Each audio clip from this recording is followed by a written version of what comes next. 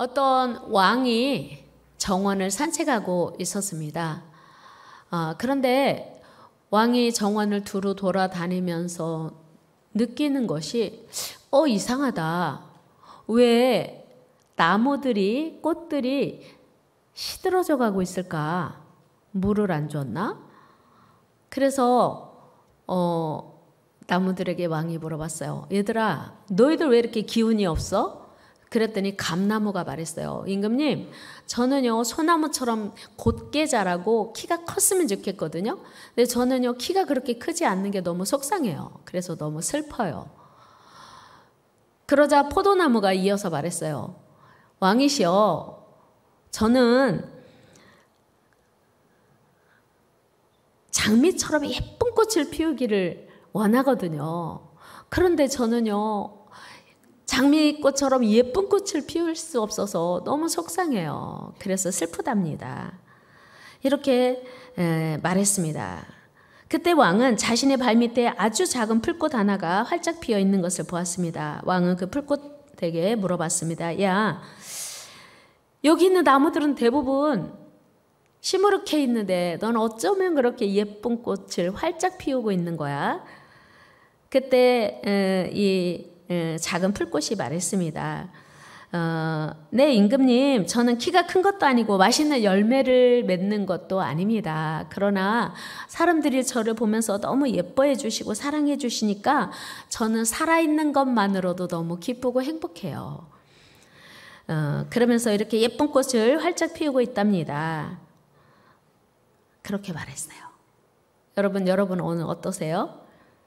여러분은 오늘 어떤 일로 기쁘고 행복하십니까? 아니면 어떤 일로 슬프고 힘드십니까? 2021년 미국의 여론조사 기관인 퓨 리서치 센터에서 한국을 포함한 17개 선진국 국민 19,000명을 대상으로 설문조사를 했습니다. 주제가 무엇이었냐면 당신의 인생을 의미 있게 하는 것이 무엇인가 하는 거였어요. 그러니까 무엇이 인생을 의미 있게 하는가? 이 질문에 미국, 영국, 프랑스, 독일, 일본 등 대부분의 선진국들의 사람들이 가족을 1순위로 뽑았어요. 내 인생에 의미 있는 것은 가족입니다. 사랑하는 가족이 있는 것이 내 인생을 가장 행복하게 합니다. 이렇게 대답을 했어요. 그런데 유독 한국 사람들은 달랐어요. 무엇이었을까요? 1번을 물질적인 풍요로 꼽은 것이었어요. 요즘 우리 학생들의 장래 희망의 두 번째가 뭔지 아세요? 건물주래요. 건물주가 뭐예요? 일 안 하고 세 받아서 편히 사는 것. 이게 건물주잖아요. 그러니까 지금 자라는 학생들도 장래 소망이 무엇인가 라고 하는 질문에 두 번째가 건물주 되는 거래요. 그러니까 우리 대한민국 국민들의 마음속에 물질적인 풍요가 가득 채워져 있다는 것을 알게 되죠. 부자가 되면 기뻐할 수 있고 행복할 수 있다는 말이기도 해요. 그럼 누가 부자예요? 여기 부자 한번 손 들어보세요. 부자. 저 부자예요 하시는 분. 아니면 여러분 가난하세요? 우리는 가난해요. 그런 분 한번 손 들어보세요. 없어요? 여러분 표정이요.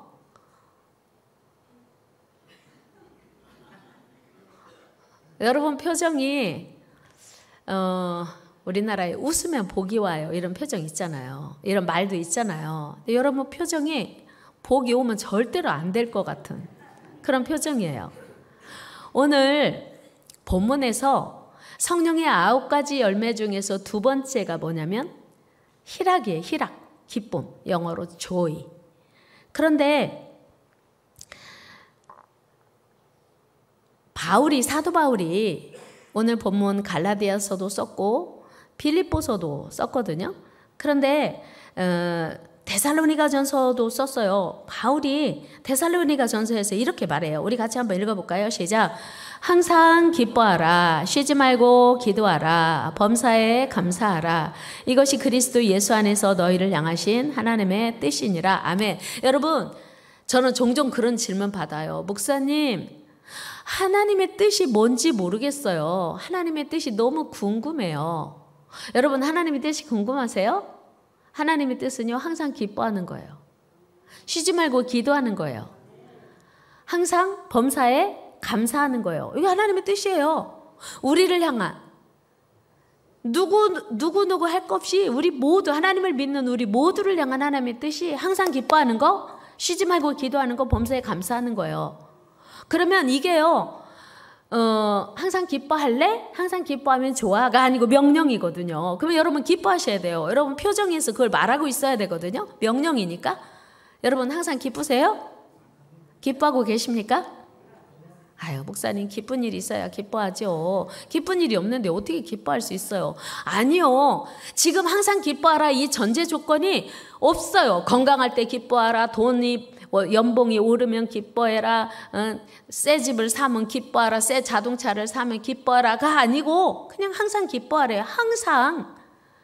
그러니까 집을 샀을 때도 기뻐하고 팔았을 때도 기뻐하고 좋은 차를 샀을 때도 기뻐하고 좋은 차를 팔아도 기뻐하라는 거예요. 건강할 때도 기뻐하고 병들었을 때도 기뻐하라고 하는 게 오늘 하나님의 말씀이거든요.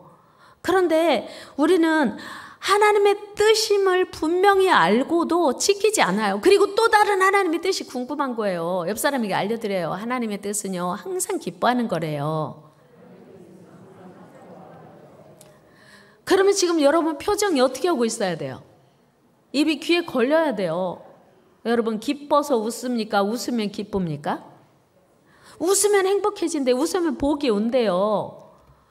하나님이 왜 우리에게 항상 기뻐하라고 했을까요? 우리를 사랑하셔서 그런 거예요. 하나님이 우리를 사랑하셔서 항상 기뻐하라고 하신 거예요. 믿습니까? 우리를 사랑하셔서 웃으면요 복이 오고요. 웃으면 건강해져요. 건강해야 웃는 게 아니고, 복이 와야 기쁜 게 아니고, 웃는 게 아니고, 웃으면 복이 오고 웃으면 건강해져요.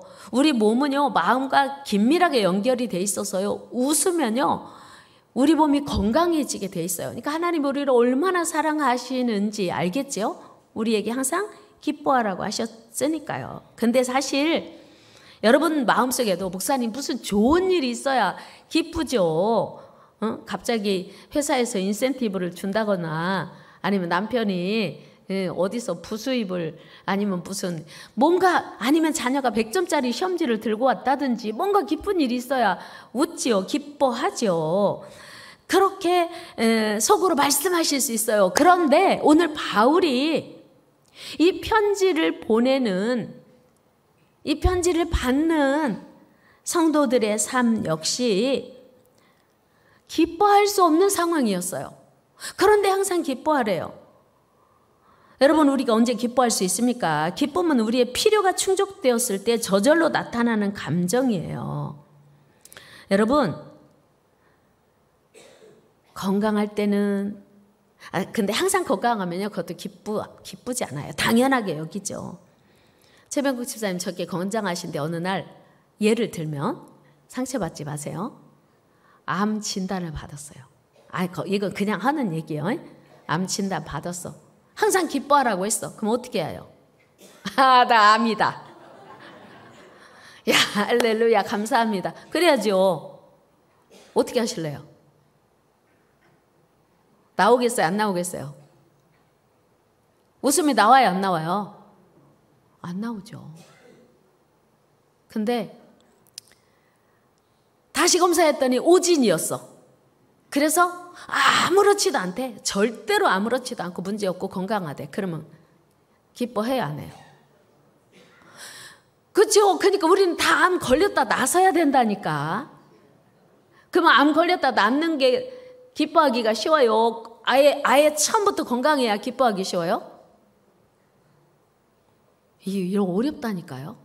암에 걸렸다가 완치 판정을 받으면 할렐루야 감사합니다 기뻐합니다 할 수 있는데, 원래 건강하고 늘 건강한 사람은요 감사할 게 없는 거예요. 기뻐할 게 없는 거예요. 이게 문제인 거예요. 그런데 하나님은 항상 기뻐하라는 거예요. 여러분 자녀들이 공부도 잘하고 생각하는 대로 척척 앞길이 형통하면 기뻐할 수 있어요. 그런데 자녀들이 공부도 열심히 안 하고 순종도 안 하고 앞길이 막히고, 그러면 기뻐하기보다 근심 걱정하기가 더 쉽겠죠. 이처럼 우리는요, 연약해서 내가 필요로 하는 거, 내가 원하는 것이 채워질 때만 기뻐하고 행복해하여. 그러니까 하나님의 말씀에 우리는 불순종하고 있는 거라고요. 우리가 하나님을 믿어도 아무리 성경 말씀을 읽고 기도해도 무조건 기뻐하고 항상 기뻐하는 건 쉬운 일이 아닌 거예요. 초대교회 성도들 역시 여러 가지 어려움의 직면에 있었습니다. 일설에 의하면요, 당시 초대교회 상황에 노예가 6,000명이 있었대요. 그리고 초대교회 성도들의 신분이 대부분 노예였대요. 삶이 얼마나 고달팠겠어요. 항상 기뻐하기가 쉽다, 어렵다? 어려워요. 힘드니까, 고달프니까. 그런데 그 초대교회 성도들 중에 많은 사람들이 신분이 상승되기를 기대하고 하나님을 믿었다고 하는 거예요. 그런데 하나님을 믿는다고 갑자기 신분이 상승이 되나요? 그러니까 삶이 힘들고 어려워요. 그들에게 오늘 바울이 뭐라고 말하냐면 항상 기뻐하라고 하는 거예요. 그럼에도 불구하고 기뻐하라. 삶이 힘들고 어렵고 풀리지 않아도 기뻐하라는 거예요. 여러분, 이런 상황에서 어떻게 기뻐할 수 있겠어요? 여러분, 우리가 항상 기뻐할 수 있는 근거가 무엇이겠습니까? 이 물음에 대해서 빌립보서에서 그 해답을 제시하고 있어요. 그것은 변함없는 주님으로 인해서 가능하다는 거. 읽어봐요. 시작. 주 안에서 항상 기뻐하라. 내가 다시 말하노니 기뻐하라. 단서 딱 하나 있네요. 뭐예요? 주 안에서. 항상 기뻐할 수 있는 근거가 주 안에서라고 하는 거예요. 그러니까 우리는 주님으로부터 기뻐할 수 있는 근거를 찾으라고 하는 거예요. 사도 바울이 빌립보 교회 성도들에게 주님으로 말미암아 기뻐하라고 하는 거예요. 여러분, 고통 가운데서도 왜 주님으로 말미암아 기뻐해요?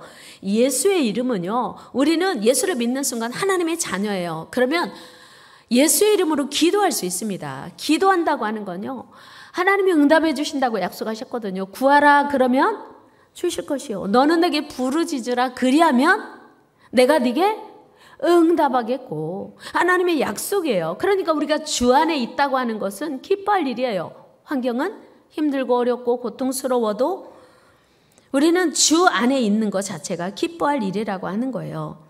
여러분, 빌립보서가 기쁨의 편지, 고린도전서 13장은 사랑장이라고 한다면 빌립보서 4장은 빌립보서 전체를 기쁨장이라고, 기쁨의 편지라고 할 수 있습니다. 그런데 여기서 주목할 만한 것은 바울이 우리에게 가끔 기뻐해라, 항상 기뻐해라.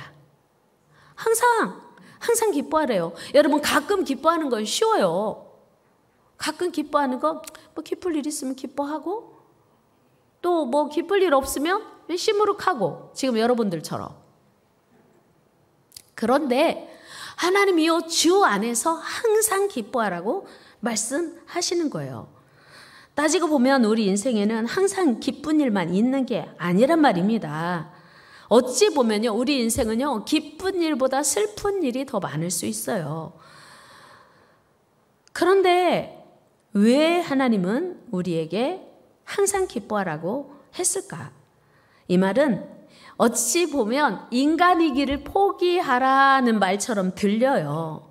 그러나 우리가 기억해야 할 것은 믿는 자에게 있어서 기쁨은 명령이고 당연한 결과라고 하는 거예요. 하나님의 명령이에요. 믿는 자에게 기쁨은 하나님의 명령이고 당연한 결과인 것입니다. 여러분, 우리는 주 안에 있는 자들입니다. 주 안에 있다는 말은 예수 그리스도로 말미암아 우리 구원을 나타내는 것입니다. 주 안에서 우리는 죄와 사망의 법에서 해방된 자들이에요. 우리는 다 죄가 있습니다. 여러분, 죄 있습니까? 여러분, 죄 있습니까? 혹시 여기 계신 분 중에 나 죄 없어요, 나 사람을 죽인 적도 없고요, 남의 물건 훔친 적도 없어요, 저 죄 없어요, 이런 분 혹시 계시나요? 우리는 다 죄인이에요. 우리는 하나님이 말씀하셨어요. 모든 사람이 죄를 범하였음에 하나님의 영광에 이르지 못하였더니 의인은 없나니 하나도 없으며. 우리 다 죄인이라고 성경이 규정하고 있어요. 그리고 하나님을 안 믿는 것이 가장 큰 죄고요. 어쨌든 우리 모두 다 죄인인데 죄의 결과는 뭐죠? 사망이에요. 죽음. 그런데 그 죄의 결과를 우리가 치르지 않아도 돼요. 해방 받았습니다. 예수 그리스도 안에서. 우리 로마서 8장 1절 2절 같이 읽어봐요. 시작. 그러므로 이제 그리스도 예수 안에 있는 자에게는 결코 정죄함이 없나니 이는 그리스도 예수 안에 있는 생명의 성령의 법이 죄와 사망의 법에서 너를 해방하였습니다. 여러분 생각해 보세요. 내가 죄인이에요. 그래서 지금 묶였어요. 포로됐어요. 죄에 포로됐어요. 그런데 예수 그리스도를 믿는 순간 죄의 대가가 없어지고 해방되었어요. 이것이 기뻐할 이유라고 하는 것입니다. 여러분 예수 믿는 순간 우리가 지은 모든 죄의 결과가 주님의 십자가로 다 해결되는 거예요. 그러니까 여러분 기쁨이 잘 안 와 닿으시는데 여러분들이 평생 갚아도 갚을 수 없는 빚을 졌다고 생각해 봅시다. 얼마 정도면 평생 못 갚죠? 100억? 1조? 엄청나게 많이 해봐요. 그래 기분 더 좋으니까. 평생 갚아도 갚을 수 없는 100억도 사실은 평생 못 갚아요. 100억을 내가 빚을 졌어요. 그런데 너 빚 갚지 마. 안 갚아도 돼. 내가 다 탕감해 줄게. 그러면 여러분 어떨 것 같아요? 그 빚에 눌려 있던 사람이 그 빚을 다 탕감받을 때 기쁨, 감격 말할 수 없겠잖아요. 그 기쁨을 우리가 예수 안에서 얻게 된다고 하는 거예요. 평생 갚아도 갚을 수 없는 죄의 빚을 예수님이 십자가에서 다 해결해 주셨다고 하는 거예요. 그 무거운 죄 값을 예수님이 대신 다 지셨으니 우리는 충분히 기뻐할 이유 있다고 하는 거예요. 혹시 여러분 중에 난 죄가 없는데? 사실은요 예수님 당시에도 바리새인들은요 죄가 없다고 생각했어요. 예수님 시대에 바리새인들이 거리에서 기도했죠. 하나님 나는 저 세리와 같지 않음을 감사합니다. 일주일에 2번씩 금식하고 소득의 10의 1조를 잘 드리고 불의, 간음, 토색 이런 것 죄 짓지 않았으니 죄 없어서 감사합니다. 이런 기도 드렸죠. 그럼 바리새인들은요 예수 믿는다고 해도요 별로 감격이 없는 거예요. 왜 그냥 원래 죄인이 아니라고 생각하니까. 그러나 자기는 죄인이라고 생각하고 감히 눈을 들지도 못하고 겸손하게 엎드려 기도했던 세리 그리고 창기들은 그들은 모든 죄에서 용서받았다라고 하는 것이 얼마나 큰 기쁨인지 말로 표현할 수 없다고 하는 거예요. 여러분 사도 바울이 기쁨의 서신인 빌립보서를 어디에서 썼습니까? 빌립보서는요 로마 감옥에 갇혀서 있을 때 썼어요. 제1차 투옥됐을 때 썼습니다. 그래서 옥중서신이라고 하지요. 에골 빌빌 옥중서신이에요. 에베소서, 빌립보서, 빌레몬서, 골로새서가 옥중서신이에요. 감옥에 갇혀있는 바울이 감옥 밖에 있는 성도들에게 기뻐하라고 말해요. 이해되십니까 여러분? 감옥에 있는 사람이 힘들어요? 밖에 있는 사람이 힘들어요? 당연히 밖에 있는 사람이 행복하죠. 그런데 감옥 안에 있는 바울이 밖에 있는 사람에게 기뻐하래요. 바울이 이렇게 해야 맞아요. 나 힘들어 죽겠어요. 여러분은 밖에 있으니까 자유로우니까 기뻐하세요. 이렇게 말하면 혹시 이해가 되는지 몰라요. 근데 바울은 그게 아니에요. 자기도 기쁜 거예요. 감사한 거예요. 여러분 왜요? 지금 바울이 왜 감옥에 있습니까? 바울은 자기 죄로 인하여 감옥에 간 게 아니에요. 사실 자기가 잘못해서 감옥에 있어도 힘든데 예수 그 생명의 복음을 전하다 감옥에 갇혔단 말이에요. 그런데 바울은 조금도 불평하지 않고 원망하지 않고 기뻐했습니다. 여러분 그는 그 생명의 복음, 그 능력의 복음을 전하기 위해서 애쓰다 감옥에 갇혔음에도 불구하고 조금도 슬퍼하지 않았어요. 그리고 기뻐하래요. 자기도 기쁘고 우리 다 같이 기뻐하자는 거예요. 사도 바울은 이번뿐만 아니라 과거에 실라와 함께 빌립보 감옥에 갇혔을 때에도 슬퍼하거나 불평하지 않고 그를 찬송했어요. 사도행전 16장 25절 말씀 읽어요. 시작.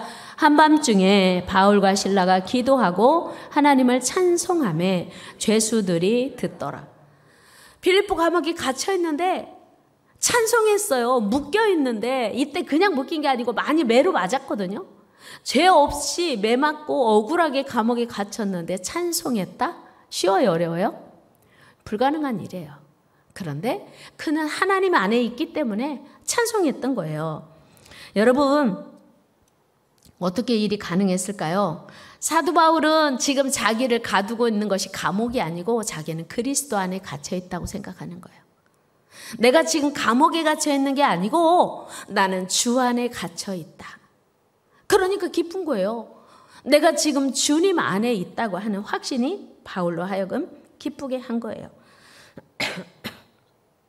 여러분, 오늘 우리가 처한 환경보다 더 중요한 것은 내가 처한 환경을 해석하는, 내가 처한 환경을 어떤 눈으로 바라보냐가 훨씬 더 중요하다는 것입니다.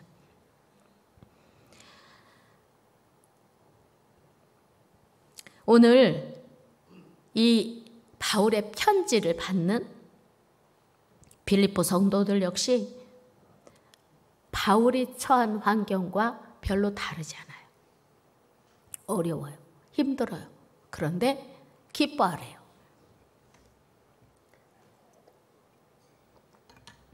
그렇다면 오늘 우리는 기뻐할 수 있을까? 아니면 내가 처한 환경이 어렵고 형편이 힘드니까 슬퍼하고 고통스러워해야 할까?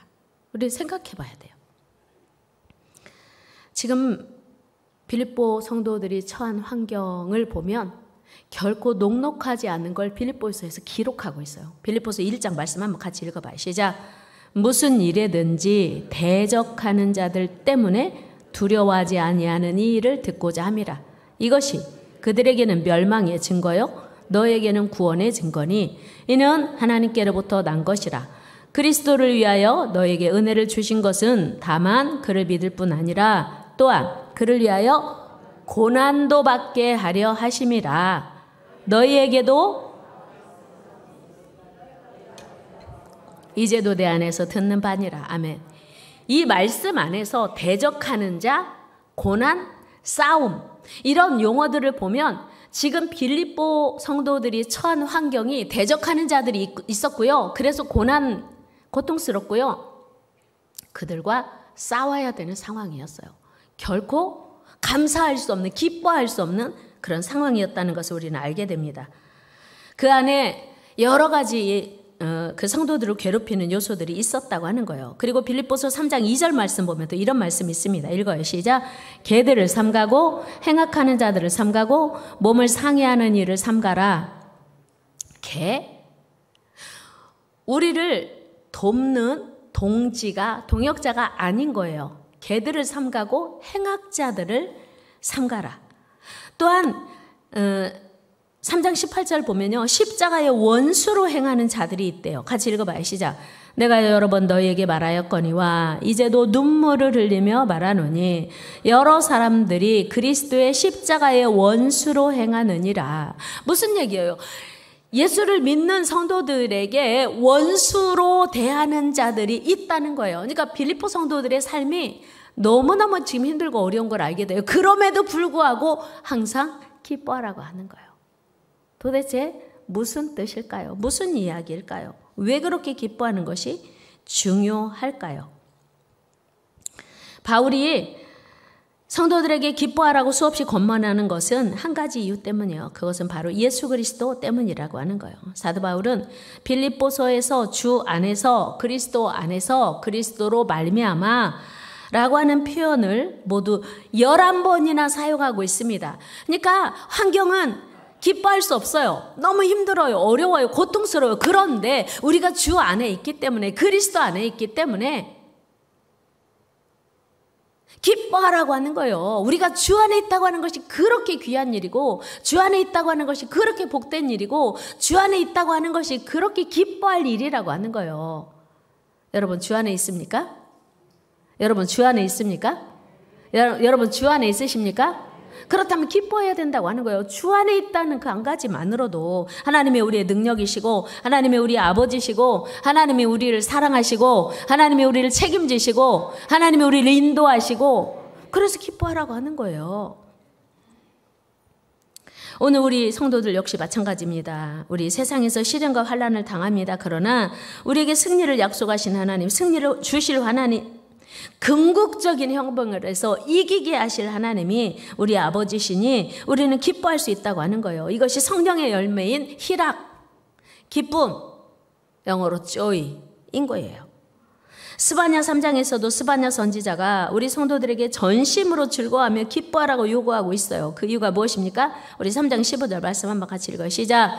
여호와가 내 형벌을 제거하였고 내 원수를 쫓아냈으며 이스라엘 왕 여호와가 내 가운데 계시니 내가 다시는 화를 당할까 두려워하지 아니할 것이라. 아멘. 여호와 그분이 계시니 다시는 화를 당하지 않을 것이래요. 그래서 기뻐하래요. 우리는요, 미리 걱정하고 미리 두려워할 때가 참 많거든요. 우리는 미리 아직 일어나지도 않을 일을 미리 꾸어다가 걱정하고 염려하는 때가 참 많아요. 오늘 우리가 기뻐하지 않는 이유가 어려움 때문, 오늘 내가 당한 어려움 때문이기도 하지만 때로는 아직도 오지 않을 두려움과 염려와 걱정 때문에 오늘 기뻐하지 못하고 두려워한다라고 하는 사실이에요. 그런데 오늘 여호와께서 우리의 형벌을 제거하시고 내 원수를 쫓아내시고 해결하실 것이니 여호와가 우리 가운데 계시니 다시는 화를 당하지 않을 것이니 기뻐하라고 하는 거예요. 하나님을 신뢰하는 자들에게 할 수 있는 것이 바로 기쁨이라고 하는 거예요. 여러분, 하나님 사랑하십니까? 하나님이 여러분들을 사랑하십니까? 하나님이 여러분들을 위하여 일하십니까? 하나님이 여러분을 위하여 놀라운 일을 행하실 것입니까? 그것 때문에 우리는 기뻐할 수 있다고 하는 거예요. 오늘 환경은 어려워도. 여러분, 여기서 화를 당하지 아니한다 이 말은 세상에서 시련이나 환난이 없다라고 하는 말보다는 결정적인 마지막 순간에, 최후의 순간에 멸망당하지 않는다는 뜻입니다. 즉 잠시 잠깐 동안의 시련과 환난은 있을 수 있지만 마침내 이 모든 시련과 고난을 다 이기고 승리자로 서게 하실 것이라는 확신 때문에 기뻐하라고 할 거예요. 여러분, 어려우십니까? 기뻐하세요. 하나님이 다 지나가게 하실 거예요. 이기게 하실 거예요. 그래서 우리는 지금 좋아도 기뻐하고 지금 어려워도 기뻐하는 거예요. 항상 기뻐하라고 하셨으니. 스바냐 3장 14절에 보면요, 선지자는 시온의 딸 하나님의 백성에게 노래하며 기쁘게 부르며 전심으로 기뻐하고 즐거워하래요. 말씀 읽어요. 시작. 시온의 딸아 노래할지어다. 이스라엘아 기쁘게 부를지어다. 예루살렘의 딸아 전심으로 기뻐하며 즐거워할지어다. 즐거워하래요. 노래하래요. 하나님이 우리를 향한 명령입니다. 여러분, 기뻐하시기를 바랍니다. 우리가 하나님의 명령 때문에 순종하기 위하여 환경은 아닌데 기뻐하면 그런 우리를 보시고 하나님도 기쁘시대요. 우리 3장 17절 말씀 읽어요. 시작. 너의 하나님 여호와가 너의 가운데 계시니 그는 구원을 베푸실 전능자이시라. 그가 너로 말미암아 기쁨을 이기지 못하시며 너를 잠잠히 사랑하시며 너로 말미암아 즐거이 부르며 기뻐하시리라 하리라. 아멘. 하나님이 우리를 보시면서 기뻐하는, 어떤 상황에도 불구하고 기뻐하는 우리를 보시며 기뻐하신다요. 여러분, 주님이 보실 때 기뻐하실 수 있도록 항상 기뻐하는 저와 여러분 되기를 축복합니다. 나치 독일에서 살아남은 어떤 사람이 쓴 책에서 이런 말을 했습니다. 기차가 터널 속으로 들어가 사방이 어두워졌다고 해서 기차표를 찢는 자가 없는 것처럼, 기차가 터널 속에 들어가서 사방이 깜깜해졌다고 해서 기차에서 뛰어내리는 사람이 없는 것처럼, 기차가 터널 속으로 지나가게 되어 깜깜하게 되었을지라도 우리는 운전자를 믿고 조용히 기다리며 그 터널을 통과해야 된다고 하는 거예요. 우리 인생의 운전자가 누구예요? 여러분, 인생의 운전자가 누구예요? 우리는요, 왜 염려하고 근심하고 두려워하냐면 내 인생의 운전자가 나라고 생각하는 거예요. 내가 내 인생을 운전하고 가요. 그러니까 터널을 만나면 두려운 거예요. 무서운 거예요. 그런데 예수 그리스도를 믿는 우리는 내 인생의 주인이 내가 아니고 내 인생의 운전자가 누구예요? 하나님이신 거예요. 믿으십니까? 표정이 아닌 것 같은데요. 여러분의 인생의 운전자가 하나님이시라면, 여기까지 인도에 오신 분이 하나님이시라면 남은 삶도 인도에 가실 하나님을 기대하고 신뢰하며 기뻐하는 거예요. 기뻐하는 거예요. 두려워하지 않고요. 여기까지 어떻게 오셨어요? 죽을 뻔했습니다. 이런 분 계시잖아요. 근데 왔어요. 어떻게 해요? 하나님의 은혜로. 다 같이 하나님의 은혜로 여기까지 왔습니다.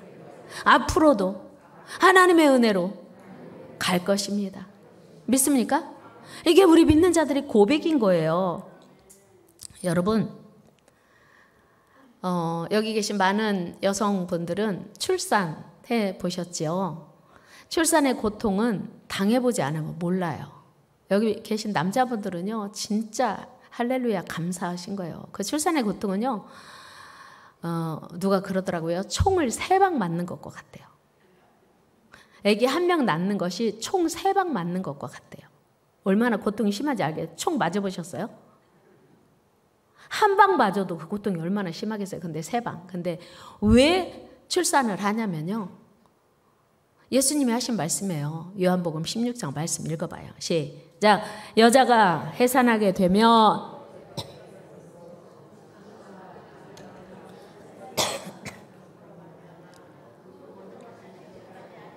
아멘. 출산할 때 진짜 고통스럽거든요. 그런데 잊어버리고 또 나요. 강미정 집사님은 4명 났어요. 총을 몇 방 맞았어요? 12방. 왜 어떻게 그렇게 날 수 있을까요? 잊어버리는 거예요. 왜요? 출산할 때는 힘든데 며칠 지나면 그 아기가 빵긋빵긋 웃고 그 아기가 엄마 이 말하면요, 그 출산의 고통이 순식간에 다 잊어버려지는 거 생각 안 나요. 그러니까 그 기쁨으로 인하여 또 난데, 마찬가지로 예수 안에서 우리가 고통을 없앨 수는 없지만 그 고통을 잊을 수 있는 하나님의 위로가, 하나님의 은혜가 있다, 그런 얘기예요. 여러분, 출산의 고통이 너무 힘들어서 출산하다 말고 잠깐요, 잠깐, 저 포기할래요. 저 출산 포기할래요. 저 이거 안 할 거예요. 힘들어서. 이런 사람 있어요, 없어요? 이민숙 집사님 애기 낳다 말고 지금 출산 중에 잠깐요, 저 출산 중지 하는 사람 있어요, 없어요? 없어요. 나야 돼요. 나야 살아요. 고난을 이겨야 된단 말이에요. 다 같이 고난을 이깁시다. 고난을 이깁시다. 그러면요, 새로운 생명이 태어나면서 우리에게 기쁨을 준단 말이에요. 마찬가지. 그래서 그 출산하는 사람이 기뻐하면서 출산을 포기하지 않고 그리고 힘들어도 진행한다고 하는 거예요. 잠깐이면 그 고통이 지나가고 새로운 생명이 태어나서 오히려 더 기쁨을 주기 때문이에요. 마찬가지로 우리가 그리스도 안에서 만나는 어려움들은 예수님의 능력으로 다 회복되고 지나간다는 사실을 기억하고 미리 기뻐하는 저와 여러분 되기를 축복합니다.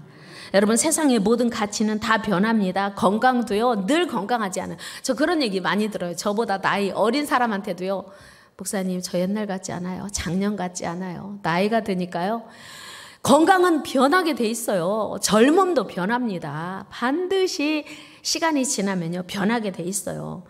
부자가요, 한 번 부자라고 평생 부자인 거 아니거든요. 그렇게 시시각각 변하는 어떤 세상의 기준에 우리가 기쁨을 둔다면, 그러면 건강할 때는 기뻐할 수 있고 병들면 기뻐할 수 없는 거예요. 젊을 때는 기뻐할 수 있고 늙으면 기뻐할 수 없는 거예요. 그런데 하나님은 항상 기뻐하래요. 항상 기뻐하라고 명령하시는 거예요. 여러분, 우리는 영원히 변함없이 우리를 사랑하시는 주님 때문에 항상 기뻐할 수 있는 줄로 믿습니다.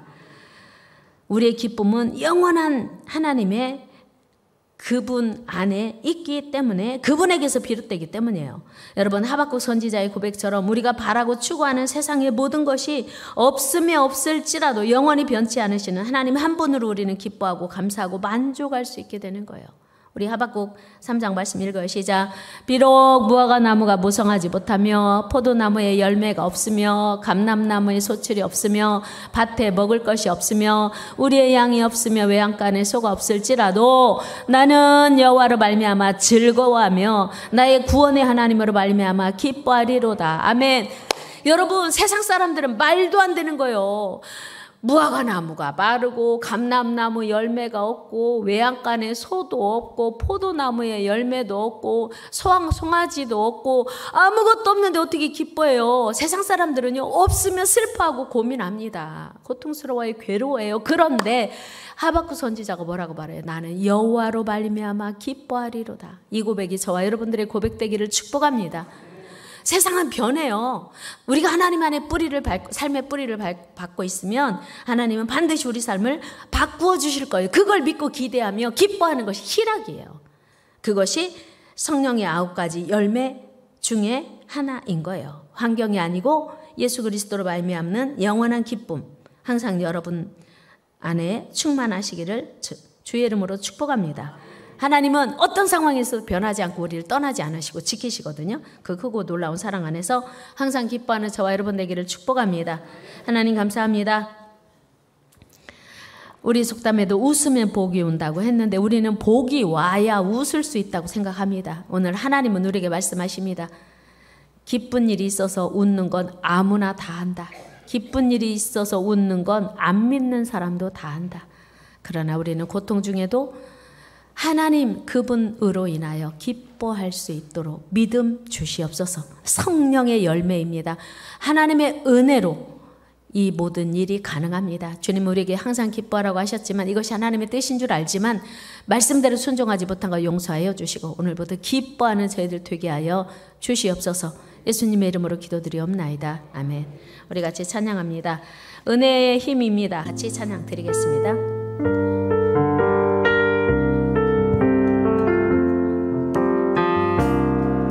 내가 고난 중에도 찬송할 수 있으니 은혜의 힘입니다.